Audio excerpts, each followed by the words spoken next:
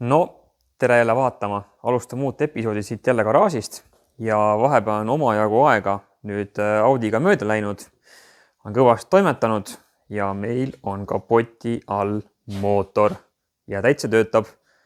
Stange on ees isegi, nina ots on koos, täitsa sõidu valmis. Käisin juba proovisõidul ja tundub, et kõik on hästi. Aga siin vahepeal on neid erinevaid sündmusi juba nii palju toimunud, et ausalt öeldes isegi ei tea, kus kohast alustada. Et võib-olla siis niisugune 1 minuti kokkuvõte on see, et ehitasime siis alla 24 tunni koos Kristjaniga selle mootori valmis või enamikku ehitas tegelikult kõige Kristjan, et mina olin seal niisama abimees kõrvale, andsin mootori võtmeid kätte.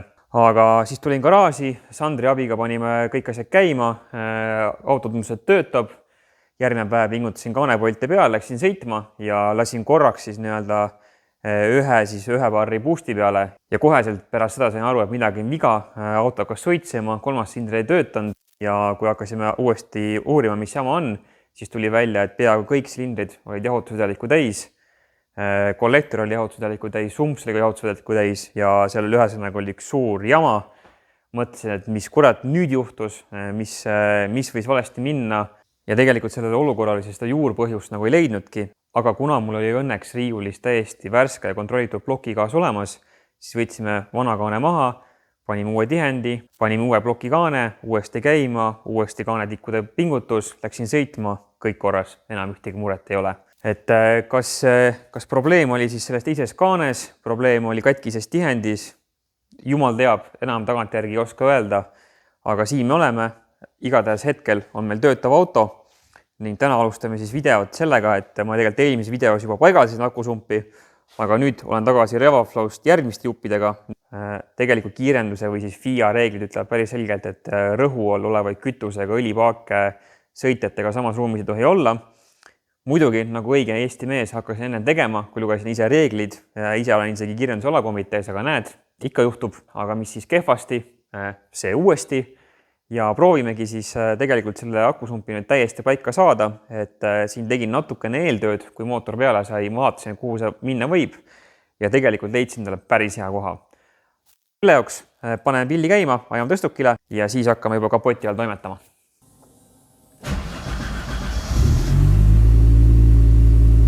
Nagu kellavärk. Tundub hea. Lasen kergelt soojaks, tagurdan tõstukile ja siis lähme juba kapoti alla toimetama. Nii, auto tõstukil kraban selle akusumpi paagi ja lähme manööverdame ennast siia auto alla.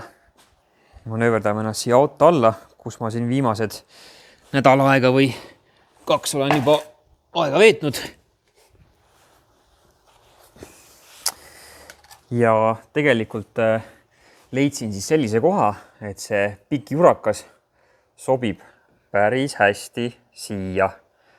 Ja tegelikult ka see ühendus, kuhu ta peaks minema, on siin samas need sinised torud, mis on hetkel kergelt õliniiskad, sellepärast, et me siin oleme juba lahti kinni võtnud.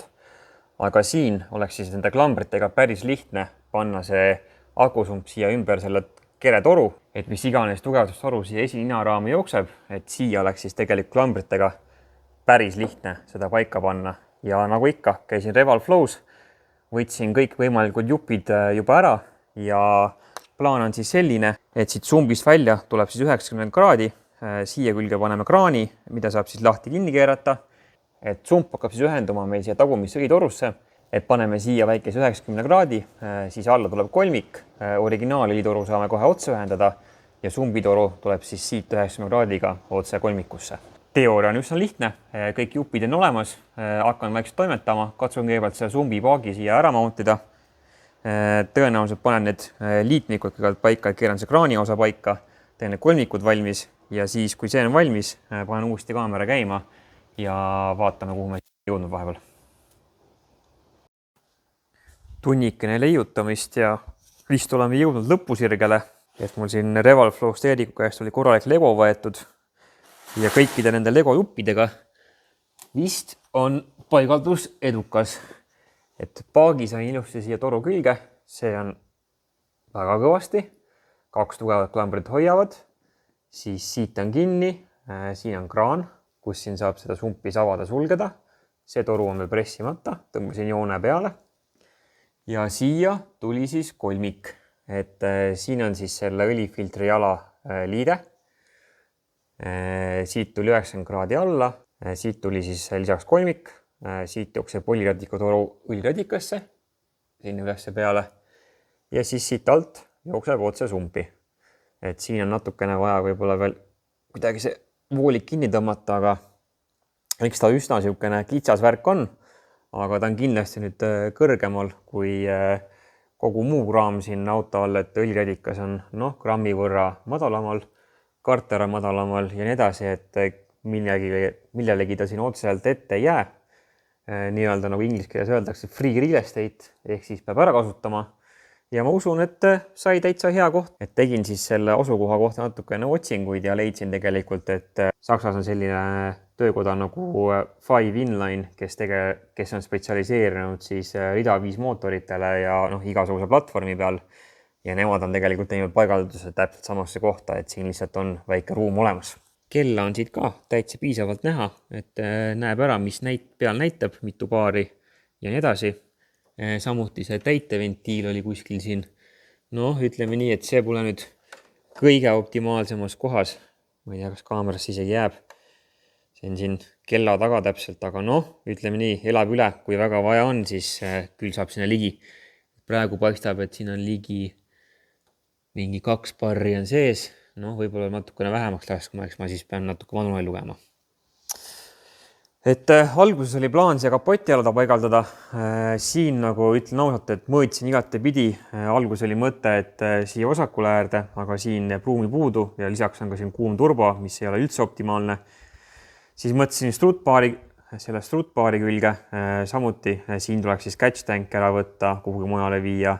Vasturõhuandurite potsik ära viia, kütusetrass ümber teha, siis mahutada see kuidagi ära ja kõikidel teistel asjadel uus koht leida, et tundus üsna pingeline ja ega tegelikult see sump ei pea olema nähtavas kohas.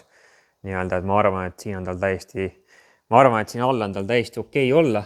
Saab eest ära ja silma alt ära ja ega tegelikult seda rohkem puutuma ei pea, kui ühe korra päevas seda kraani keerama ja lisaks sain ka siis eelmine kord siis tagasida, et tegelikult seda sumpi saab kasutada ka siis mootori eelülitamiseks. Ehk siis näiteks, et kui õhtul võistlus lõpeb, mootor töötab, keerad sumpi kinni, siis tegelikult see õlirõhk, mis mootoris hetkel on, jääb sinna samasse sumpi sisse ja hommikul enne käivitamist teed sumbi lahti, siis ta surub kogu selle õli mootorisse, saaled, plokigaas ja strateegilised punktid saavad siis esimese suraka õlirõhku. Ehk siis enne käima panemist on tegelikult juba rõhk olemas, mis on väga positiivne mootorile. Aga võt nii, ma arvan, et nüüd tegelikult Audi on korras, lähen teen veel proovisõidu, vaja teha sillastend uutele amortidele, kuna kõik rattakaldad on igatepidi paigast ära ning kui see on tehtud, siis tegelikult Audi on valmis minema Haagisele ja hakkama sõitma juba Kiltsi poole. Audi puhul vist muud polegi rääkida, et ma lõpetasin viimase klipi, kus ma panin akusumpi paika. Aga ega tegelikult ma väga näidanud, kuidas see töötab. Ja üks asi, mis vist nagu natuke seletasin, et kuidas töötab, on see, et tegelikult saab kasutada ka akusumpi siis enne külmkäivitust mootori eelülitamiseks. Ja selle demonstreerimiseks ma tegingi siis nii, et ma panin külmamootori käima, lasin, kuna külmamootoriga on õlirõhk on kõrgem, sest õli on tihedam, siis ma lasin akusumpi täis ja keerasin kraani kinni. Ja nüüd on tegelikult siin akusumpis on siis hetkel kella järgi umbes 6 parri meil rõhku sees. Midagi sihukest kehvasti näha, aga... Kehvasti näha. Uskuge meid! Uskuge. Ja nüüd teeks sihukese trikki, et ma mootorit käima ei panegi, aga ma panen süüte sisse, et me saame panna tahvli näidu. Sa võid selle enda kätte võtta või siis ma filmin sa filmi. Ma panen nüüd tahvli käima, millega läheb veits aega, kuna ta käivitub siin mõne hetke ja tahakski näidata seda, et kui me nüüd paneme tahvli käima, siis mul on see õlirõhu näit on olemas. Kui ma teen kraani lahti, siis teoorias peaks õlirõhu näit nii-öelda tõusma, sest ta lükkab kogu selle akusumbis olema, siis õlirõhu lükkab otse mootorisse. Sellepärast rõhudiferentsiaal on praegu, et mootoris on 0, akusump on täis. Ja see ongi siis see hetk, mida ta peab ära katkama, et nii-öelda, et kui tal mootori poolt midagi ei tule, hakkab tagasi lükkama. Ja see ongi nagu siis see nagu üks siis kasutusviis on enne külmkäivitust mootori õlitamiseks, et ta lükkabki siis tegelikult õlirõhu kohe põmmend ülesse. Ja kõik saaled, kõik pakud, kõik kohad, nagu strateegilised kohad saavad kohe korraliku õlituse kätte. Audi A6 meestele soovitad või? 100%.